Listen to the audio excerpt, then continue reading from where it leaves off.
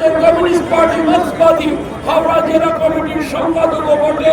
তিনি এই সভায় সভাপতিত্ব করবেন, তার নাম আমি প্রস্তাব করছি। আমি প্রস্তাব সভাপতিকরণের সমর্থন করি।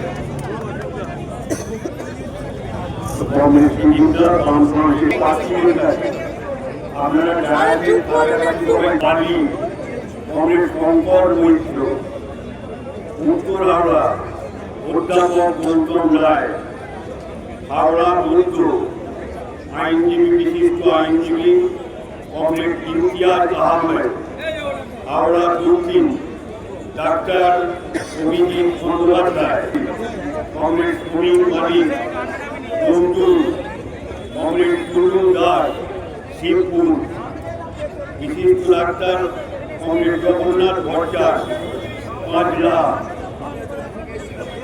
কংগ্রেস ফরিদ মোল্লা। আচ্ছা কংগ্রেস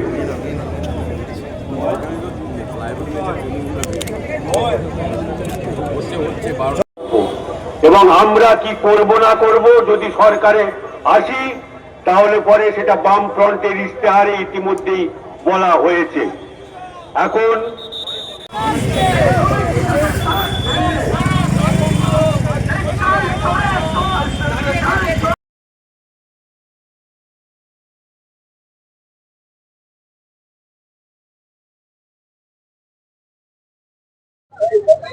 কতটা আশাবাদী এবারে? শুনুন, মানুষের যা মুড উড়ে যাবে তৃণমূল, মানুষের যা মুড।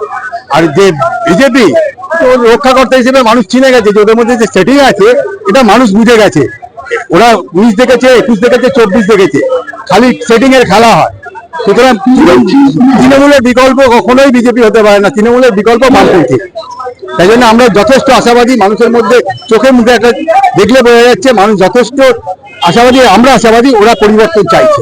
এর আগে যেভাবে এসআইআর ট্রাইব্যুনাল, হ্যাঁ, এটা দুজনের খেলা। এলপিজির যেভাবে দাম বাড়লো, হ্যাঁ, কতটা প্রভাব আপনারা তার আশাবাদী? এটা ওদের যৌথ খেলা এসআইআরটা।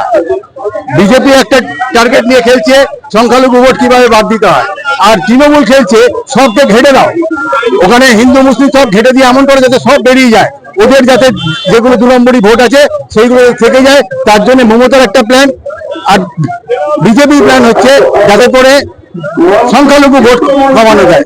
সুতরাং এই দুজনের সেটিং এ হচ্ছে, মানুষ বুঝে নেবে।